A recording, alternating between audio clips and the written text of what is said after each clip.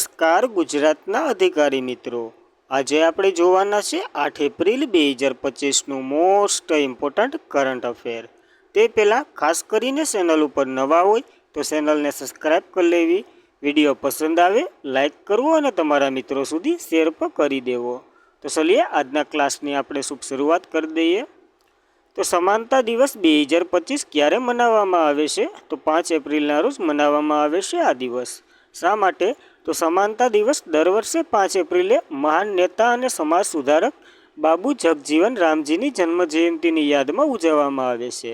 તેમણે સમાજના જે સમાનતા અને ન્યાય માટે સખત મહેનત કરી હતી અને આ દિવસ તેલંગાણા અને આંધ્રપ્રદેશમાં જાહેર રજા પણ હોય છે, કારણ કે એ લોકો ત્યાંથી બિલોંગ કરતા હશે। અને બાબુ જગજીવન રામનો જન્મ 5 એપ્રિલ 1908ના રોજ બિહારના સંદરવા ગામમાં થયો હતો। તો ખાસ કરીને એટલું જગજીવન રામ વિશે યાદ રાખવું। તેમના પિતા ધાર્મિક વ્યક્તિ અને મહંત હતા। તેમના પિતાના અવસાન પછી તેમની માતાએ તેમને ઉછેર કર્યો હતો અને નાનપણથી જ જગજીવનને અસ્પૃશ્યતા, સામાજિક ભેદભાવોનો સામનો કરવો પડ્યો હતો, એટલે જે આગળ જઈ અને આવા બધીને રોકવા માટેના પ્રયત્ન કર્યા હતા।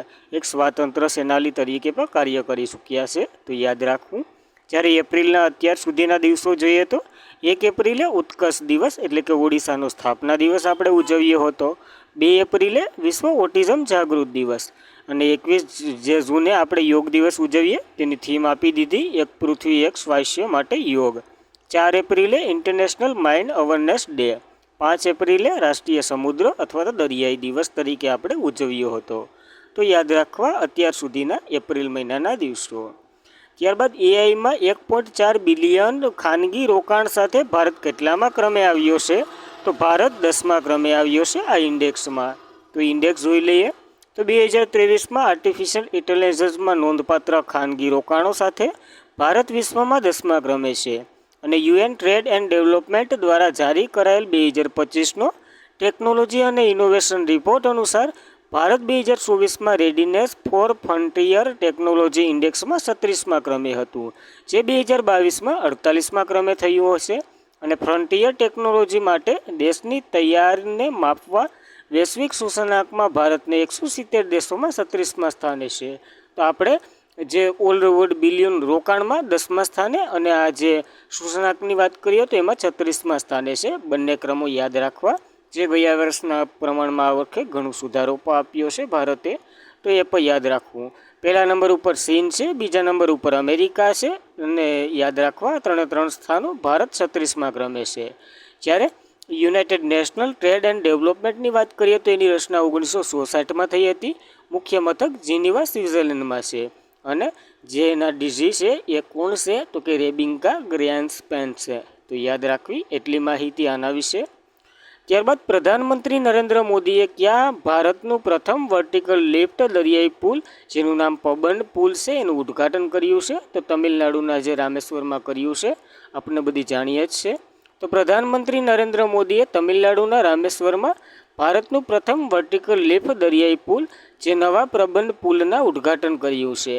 પ્રધાનમંત્રી નરેન્દ્ર મોદીએ રામેશ્વર મુખ્ય ભૂમિ સાથે જોડતો આ ભારતનો પ્રથમ વર્ટિકલ લિફ્ટ દરિયાઈ પુલ, જેની લંબાઈની વાત કરીએ તો 2.08 કિલોમીટર લાંબા પ્રબંધ પુલનું ઉદ્ઘાટન કર્યું છે, જે 550 કરોડ રૂપિયાના આ માળખાગત એટલે કે અદ્યતન સામગ્રી અને નેવિગેશન વધારવા માટે વર્ટિકલ લિફ્ટ મેકેન્ઝીનો સામનો કરશે, જે તમિલનાડુના પ્રવાસીઓ અને વેપારી ગતિશીલ વેગ આપવા માટે તૈયાર છે। ટૂંકમાં એવું પુલ બનાવ્યું જેથી જહાજ પર જઈ શકશે, જહાજ જાય તો એ પુલ ઊંચું થઈ જાય અને ઉપરથી સાધનો પણ આપણે લઈ શકીએ, એવી રીતના એનું નામ તો કે પબન પુલ આપ્યું છે। ક્યાં આવેલું? તમિલનાડુમાં, એ પણ યાદ રાખવું। અને આ દેશનો પહેલો વર્ટિકલ લિફ્ટ સી બ્રિજ છે, જે 100 વર્ષનું જૂના પવન બ્રિજને રિલેપ્ટ કરશે, એટલે કે આવું પહેલાં એક બ્રિજ હતું એને રિપ્લેસ કરી અને આ નવું બ્રિજ આવ્યું છે, એનું નામ પબન છે। યાદ રાખવી એટલી માહિતી આના વિશે। ત્યારબાદ ભારતીય મુખ્ય બંદરોમાં કાર્ગો હેન્ડલિંગમાં પોતાનો નંબર 1નો દરજ્જો કયા બંદરે મેળવ્યો છે? તો આપણે પારાદીપ બંદર છે એને મેળવ્યો છે। જે દીનદયાળ પોર્ટ છે એ બીજા નંબર ઉપર છે।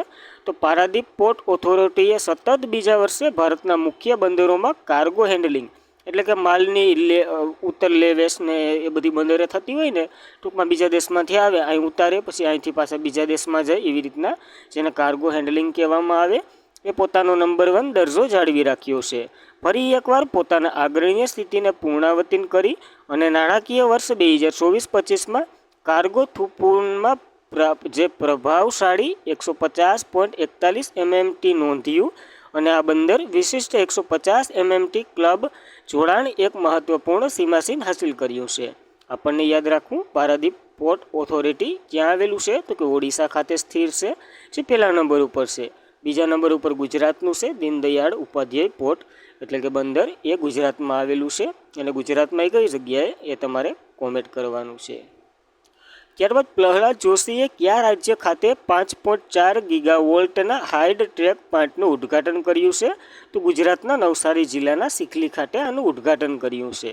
તો કેન્દ્રીય નવીનીકરણ ઉર્જા મંત્રી આપણા છે પ્રહલાદ જોશી, જેને ગુજરાતના નવસારી જિલ્લાના સિકલી ખાતે ઓરી એનર્જી અત્યાધુનિક 5.4 ગીગાવોલ્ટ સોલાર સેલ જે ગીગા ફેક્ટરી ઉત્પાદન સુવિધા એટલે કે ઉદ્ઘાટન કર્યું છે. અહીં શું બનાવવામાં આવશે? તો સોલારના સેલ બનાવવામાં આવશે, અને ભારતનો સૌથી મોટો અત્યાધુનિક સોલાર સેલ ઉત્પાદન પ્લાન્ટ તરીકે આ છે. જ્યારે સીધી સ્થાનિક સૌર પુરવઠાના શૃંખલાને મજબૂત બનાવશે, આયાત પર નિર્ભર ઘટાડવા તરફ એક નિર્ણાયક પગલું લેશે. આ તો ખાસ કરીને યાદ રાખવું, કારણ કે ગુજરાતમાં સ્થાપિત કરવામાં આવ્યું છે એટલા માટે. ત્યારબાદ રોંગાલી બિહુ એ કયા રાજ્યમાં નવી શરૂઆત અને કૃષિને સમૃદ્ધિ તરીકે ઉજવવામાં આવે છે? તો બિહુ આસામમાં જ હોય છે. ત્રણ બિહુ વિશે પણ આમાં માહિતી લઈ લઉં. તો રંગવાલી બિહુ એટલે કે રોગાલી બિહુ, જે બોહાંગ બિહુ તરીકે પણ ઓળખવામાં આવે છે, જે એપ્રિલ 2025ના મધ્યમાં સમગ્ર આસામમાં ઉજવવામાં આવે છે, જે આસામના નવા વર્ષને કૃષિ ઋતુની શરૂઆત તરીકે ઉજવવામાં આવે છે. આ જીવંત તહેવાર ફક્ત વસંત અને લણણીનો જ ઉજવવામાં નથી આવતો, પરંતુ આસામ ઓળખાય અને સંસ્કૃતિ સમુદાયો ભવનની જે પુષ્ટિ કરે છે આ તહેવાર. તો હવે ત્રણેય બિહુ વિશે થોડીક માહિતી લઈ લઈએ. તો વર્ષમાં મનાવવામાં આવતા 3 બિહુ. એક જાન્યુઆરીમાં મકર સંક્રાંતિની આસપાસ માઘ બિહુ ઉજવવામાં આવે છે. બીજો જે વૈશાખ મહિનામાં એપ્રિલ બોહાંગ બિહુ અથવા તો રોંગાલી બિહુ તરીકે ઉજવવામાં આવે છે. અને ત્રીજો કટી બિહુ, જે ઓક્ટોબર-નવેમ્બરમાં ઉજવવામાં આવે છે. અહીં તે લણણીના અવસરને ઉજવવામાં આવે છે. તો આવા પ્રશ્ન પણ પૂછાઈ ગયા, કયો લણણીનો ઉત્સવ, કાપ છે વગેરે જેવા, તો યાદ રાખવું.